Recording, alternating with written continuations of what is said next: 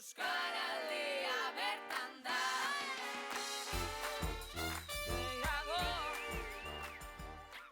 Opa, Itxibero Labarritanaz, Deustuarra eta Erizaina.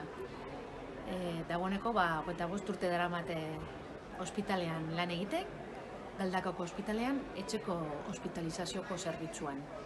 Eta, zorionez, euskaraz aritzen naiz, ia egunero. Euskaraldian, hainbat jende ikusten dugu kaletik, ahobizi edo belarri prest txapekin.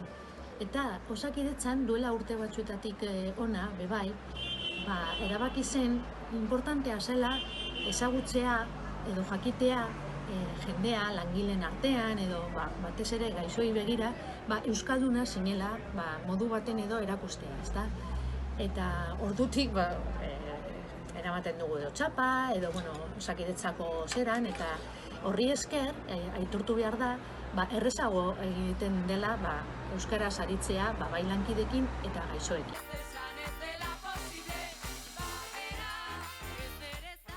Nire lana oso polita da. Azken finean, etxeetara joaten gara gaixoak artatzera, modu desberdinetan lagundu aldugu, tratamentu bat jartzen zanen bitartez, edo kurak egiten, edo, asko, bebai, bizitzaren azken unean daudenean laguntzen dugu, ezta?